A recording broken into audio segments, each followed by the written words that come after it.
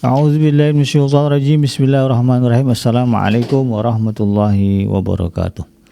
Alhamdulillahirabbil alamin wa bihi nasta'in ala umuri dunya waddin, wassalatu wassalamu ala nabiyyina Muhammadin wa ala alihi wa ashabihi ajma'in.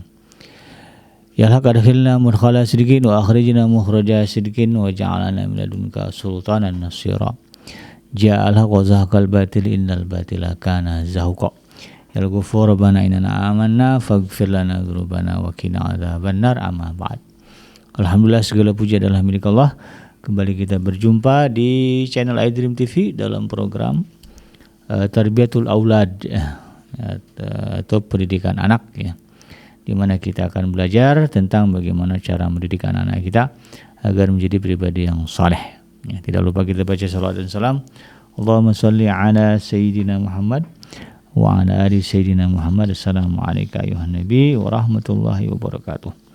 Semoga Allah terima, ya, dan dilimpah curahkan kepada para nabi dan para rasul, wabil khusus Rasulullah Muhammad SAW. Dan semoga kita termasuk ke dalam kelompok orang yang akan berbahagia ketika berjumpa dengan Allah nanti di yaumul mahsyar, dijauhkan dari siksa api neraka, dimasukkan ke dalam surga, dan dipertemukan dengan Rasulullah Muhammad SAW. Insyaallah, amin ya rabbal alamin. Sahabat iDream yang dirahmati Allah di manapun Anda berada, di dalam kesempatan kali ini, yang melanjutkan pembahasan, ya, kitab yang ditulis oleh Syekh Dr. Abdullah Nasuruan terkait dengan pendidikan anak, ya, di dalam Islam atau Tarbiyatul Aulad fil Islam, di mana pada episode sebelumnya kita sudah bahas tentang metode dan sarana pendidikan, ya, yang berpengaruh pada anak. Yaitu, ya, ada 5 hal. Yang pertama adalah mendidik dengan keteladanan, yang kedua mendidik dengan kebiasaan, yang ketiga mendidik dengan nasihat, yang keempat mendidik dengan perhatian, dan yang kelima mendidik dengan hukuman. Jadi 5 hal ini metode, ya, atau sarana pendidikan yang berpengaruh kepada anak. Kita bahas yang pertama terkait dengan mendidik dengan keteladanan, ya. Nah, dalam hal ini, ya, tema yang ingin saya angkat adalah bagaimana Rasulullah SAW menjadi teladan di dalam pendidikan anak.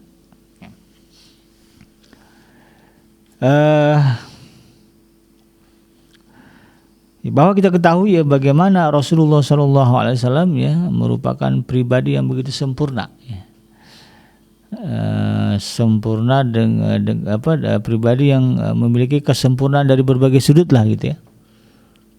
Kalau kata dalam syair Salawat Tarhim, ya, yang dikarang oleh Syekh Mahmud Al-Khusari, ya, seorang bapak qori, ya, di Mesir, ya, artinya ulama Mesir, ya, beliau mengatakan Rasulullah itu dengan sebutan ya khaira khalqillah, ya, sebaik-baik makhluk ciptaan Allah. Itu luar biasa. Nah, dalam hal ini sahabat iDream yang dirahmati Allah, ya, Allah menjadikan Rasulullah SAW, ya, atau seorang Rasul, ya, dari kalangan dari jenis kita sendiri, dari jenis manusia. Ya, kita tahu bahwa Al-Quran adalah metode yang Allah turunkan kepada kita untuk mendidik manusia menjadi pribadi yang bertakwa, kan begitu, ya. Ya, bahwa Al-Quran ini mengantarkan manusia kepada iman dan takwa. Jadi Allah, ya, mengajarkan manusia bagaimana beriman dan bertakwa dengan Al-Quran. Nah, ya, untuk supaya kemudian tujuan itu sampai, ya, maka kemudian Allah Subhanahu wa taala mengutus seorang nabi, ya, seorang rasul dari kalangan manusia yang dengannya kemudian kita bisa melihat bagaimana sebetulnya praktek, ya, mengamalkan, menjalankan, mengimplementasikan apa yang Allah jabarkan di dalam Al-Quran untuk meraih, ya, kesempurnaan iman dan takwa. Nah, begitu, ya, teorinya. Nah, jadi Allah mengajar manusia, ya, dengan Al-Quran. Lalu kemudian sampelnya, contoh realnya, contoh nyatanya, ditunjukkan melalui Rasulullah Muhammad SAW. Jadi karena Rasul adalah dari jenis kita, dari jenis manusia, maka kita bisa meniru. Ya, bagaimana untuk beriman dan bertakwa kepada Allah. Tapi kalau misalnya Rasulullah dari kalangan malaikat, bingung kita ya. Malaikat dengan kita kan beda apa namanya? Beda fisik ya. Itu dari kalangan jin lah gitu ya. Susah kita ya. Tapi Rasulullah itu adalah dari kalangan manusia ya. Bahkan dalam satu ayat ya, beliau diperintahkan untuk mengatakan qul innama ana basyarum mislukum ya. Dalam surah Al-Kahfi ya. Katakanlah Muhammad kepada umatmu ya, innama ana basyarum mislukum. Sesungguhnya aku ini, kata Rasulullah, adalah manusia seperti kalian ya, punya sisi kemanusiaan. Supaya apa? Supaya kemudian kita tidak canggung di dalam mencontoh dan meniru ya, Rasulullah SAW. Nah, Allah Subhanahu wa taala mengutus Nabi Muhammad SAW untuk menjadi teladan yang baik ya, sepanjang sejarah ya. Ya, di setiap waktu, di setiap tempat ya, seperti lampu yang menerangi jalanan ya, atau juga seperti bulan yang bercahaya untuk kaum muslimin. Ya, sebagaimana Allah sebutkan dalam surah Al-Ahzab ayat yang ke-33, laqad kana lakum fi Rasulillahi uswatun hasanah liman kana yarjullaha wal yaumal akhir wa dzakarallaha katsira. Ya, sungguh telah ada pada diri Rasulullah itu teladan yang baik bagimu, yaitu bagi orang yang mengharap rahmat Allah dan mengharap kedatangan hari kiamat, dan dia banyak menyebut Allah. Ya. Di poinnya apa? Wa dzakarallaha katsira. Ya. Teladan yang paling penting dari Rasulullah dalam konteks mendidik anak adalah mengingat Allahnya kuat, ya, zikrullahnya kuat. Orang kalau hatinya terpaut dengan Allah, selalu ingat kepada Allah Subhanahu wa taala, maka dia akan menjadi pribadi yang baik ya, menjadi pribadi yang sempurna ya, pribadi yang kemudian berada di jalan Allah Subhanahu wa taala. Orang dia ingat Allah terus ya. Nah, ini yang kemudian kita harus pahami ya. Dalam ayat lain di dalam surah Al-Ahzab juga ayat yang ke-45 dan ke-46 Allah mengatakan, Ya ayuhan nabiyyu inna arsalnaka syahidan wa mubasysyiran wa nadhira wa da'iyan ila Allah biiznihi wa sirajan munira. Ya. Wahai Nabi, sesungguhnya kami mengutusmu untuk jadi saksi dan pembawa kabar gembira dan pemberi peringatan, dan untuk jadi penyeru kepada agama Allah dengan izinnya, dan untuk jadi cahaya yang menerangi. Jadi begitulah Allah Subhanahu wa taala meletakkan pada pribadi Nabi Muhammad SAW ya, gambaran yang sempurna tentang ajaran Islam, tentang manhaj Islam ya, tentang syariat Islam. Dan ini kata Syekh Dr. Abdullah Nasilwan bertujuan agar ya, beliau menjadi gambaran hidup yang kekal dengan kesempurnaan akhlak dan keagungannya untuk generasi-generasi yang datang setelah beliau. Kita lah ya. Satu ketika Sayyidah Aisyah radhiyallahu anha pernah ditanya tentang akhlak Rasulullah SAW dalam konteks pendidikan ya. Maka kemudian Sayyidah Aisyah mengatakan kana huluguhul Quran. Akhlaknya Rasulullah SAW adalah Al-Quran. Dan ini adalah sebuah jawaban singkat namun mengandung makna yang begitu mendalam ya, dan juga menyeluruh ya. Bahwa akhlaknya Rasulullah itu ya berdasarkan Al-Quran. Nah, ya. Akhlaknya Rasulullah itu adalah Al-Quranul Karim. Ya, di mana Al-Quran adalah kitab ya yang mengandung ajaran yang menyeluruh ya, prinsip-prinsip akhlak yang utama. Kalau kita lihat Al-Quran isinya pembahasannya tentang akhlak yang banyak ya.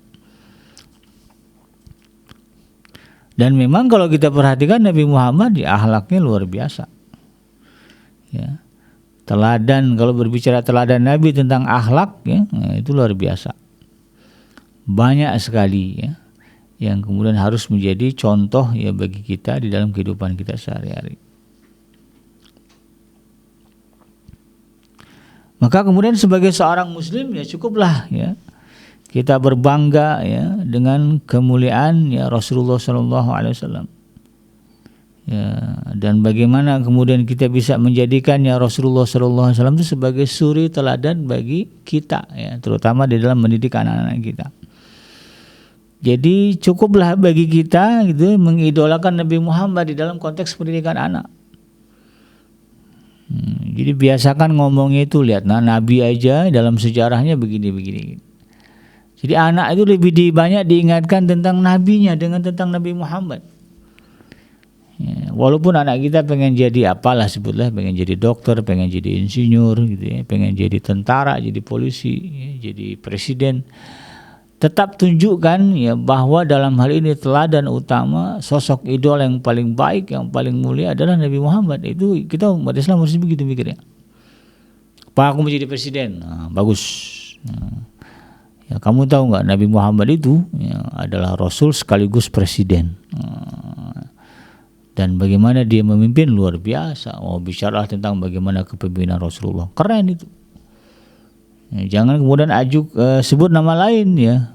Bagus tuh nanti kayak Pak Anu ya. Ya, jangan begitu gitu kan. Pak Anu itu kan kalau mau dibandingkan Rasulullah jauh banget gitu ya. Ya, sebutlah Rasulullah SAW. Ya, karena Rasulullah SAW ya, dalam satu hadisnya, ya, kenapa kita harus berbangga ya, hanya berbangga dengan Rasulullah SAW dalam konteks pendidikan ya, keteladanan di dalam pendidikan. Al-Ashkari dan Ibnu As-Sam'ani telah meriwayatkan bahwa Nabi SAW ya, pernah bersabda, "Addabani Rabbi fa ahsana ta'dibi ya. Tuhanku telah mendidikku, maka Dia telah menyempurnakan pendidikannya untukku." Kapan sempurnanya pendidikan Allah kepada Rasulullah? Ya, ketika turun ayat terakhir ya, surah Al-Maidah ya, Al-yauma akmaltu lakum dinukum wa atmamtu alaikum ni'mati wa raditu lakumul Islam madina. Ya. Sehingga muncullah kalimat raditu billahi rabba wa bil islami dina wa bi Muhammadin nabiyya wa rasula. Ya, Al-Quran itu ya, Allah mendidik Nabi Muhammad dengan Al-Quran. Maka dalam hal ini dekat sekali konteks ya, keteladanan Nabi Muhammad di dalam mendidik anak-anak dengan ya, mengajarkan anak-anak kita isi kandungan Al-Quran. Jadi anak-anak kita itu jangan hanya bukan dipaksa lah ya, diporsir atau difus untuk menghafal Al-Quran saja. Tapi ajarkan anak-anak kita untuk kemudian memahami apa yang dia baca, apa yang dia hafal. Kamu hafal surah An-Nas, hafal apa? Coba baca. Qul a'udzu birabbin nas, malikin nas. Tahu? Selesai tanya. Tahu nggak artinya? Coba artinya kamu hafalkan.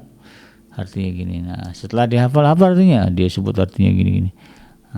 Kamu tahu nggak maksudnya apa? Nah, baru kita cerita. Sehingga kemudian anak-anak itu ya mendapatkan pengajaran sebagaimana Rasulullah SAW ya, di dalam hadis ini. Adabani Rabbi fa ahsana ta'dibi. Dengan Al-Quran itu Rasulullah SAW dididik Allah Subhanahu Wa Taala. Dan hasilnya apa? Ya, Nabi Muhammad terlindungi dari sifat-sifat yang tidak baik ya, jauh dari sifat jahiliyah.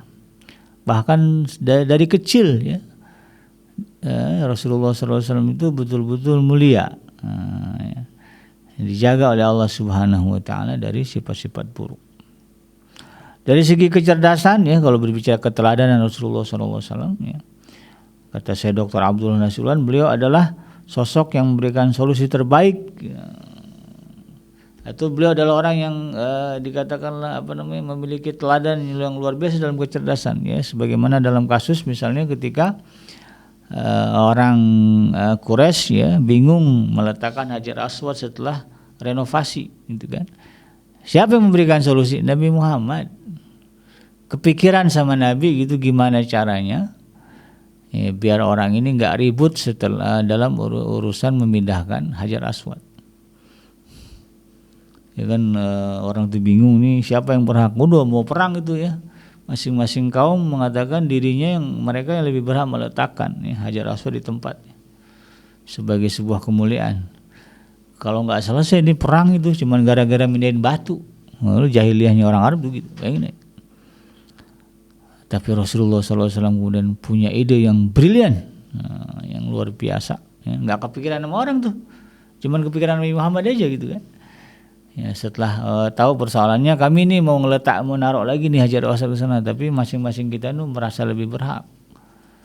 Nah, menurut kamu siapa yang lebih berhak menaruh ini ke sini? Nah, kalau nggak kita perang nih, gitu ya, kalau nggak ada solusi. Nah, maka Nabi Muhammad ya nggak lama Nabi Muhammad itu mikirnya, udah dibuka serban beliau, kemudian dihamparkan, ya, diambil batu Hajar Aswad itu ke atas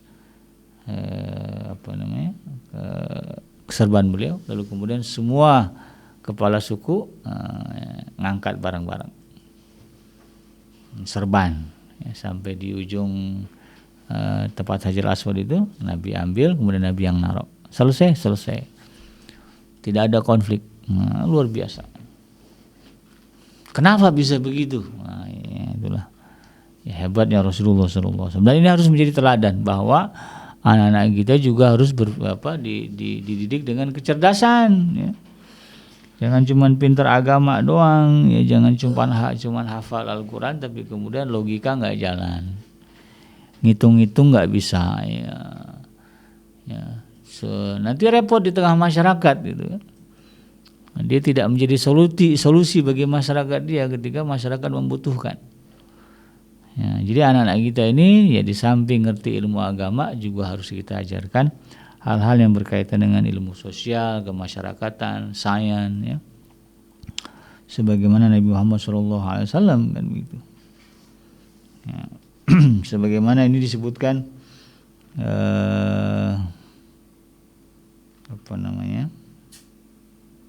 di dalam Al-Quran, ya, bahwa Rasulullah itu disebut sebagai sosok yang Rasulun Amin. Nah, ini Rasul yang sangat kuat, ya, terpercaya.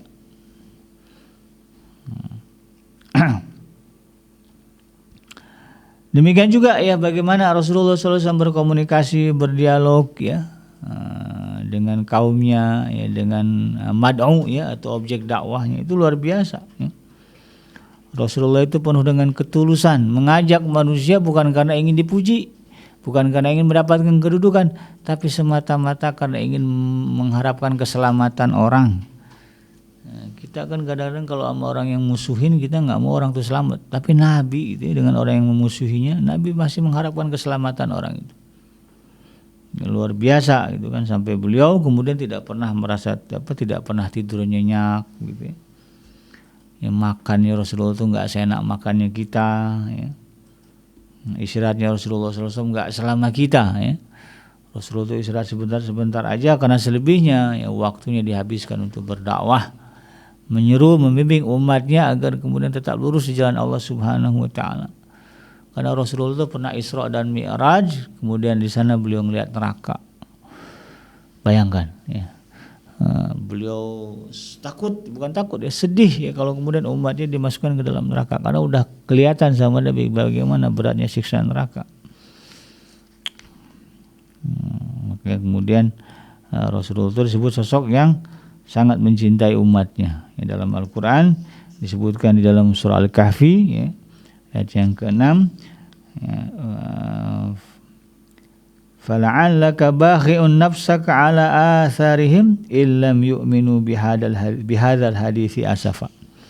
Maka apakah barangkali kamu akan membunuh dirimu karena bersedih hati setelah mereka berpaling. Bayangkan Rasulullah sampai down ketika umatnya yang dihadapinya itu membangkang. Kok bisa orang tuh ngebangkang? Padahal sudah ngelihat neraka gitu. Nggak akan sanggup dia kalau ngelihat neraka gitu. Ini dalam ayat ini menggambarkan betapa Rasulullah itu tulus, ya. Jadi yang ada di kepala Rasulullah itu kita umatnya, gimana biar kita selamat. Jadi ini menjadi keteladanan kita dalam konteks, ya, kepedulian kepada sesama. Ya, anak-anak kita juga harus dididik agar mereka peduli kepada sesama.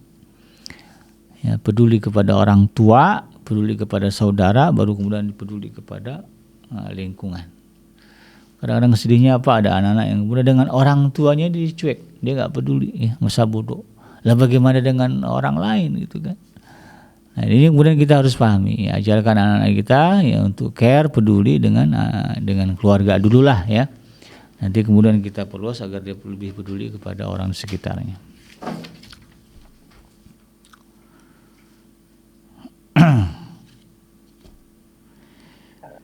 Demikian sahabat Adrim yang mudah-mudahan bermanfaat, yang benar datang dari Allah Subhanahu wa taala, dan yang salah semata-mata lahir dari kealfaan dan keilapan saya pribadi. Saya berikan pamit undur. Hasbiyallahu la ilaha illa huwa alaihi tawakkaltu wa huwa rabbul arsyil azim. Subhanaka Allahumma rabbana wa bihamdika asyhadu an la ilaha illa anta astaghfiruka wa atubu ilaik.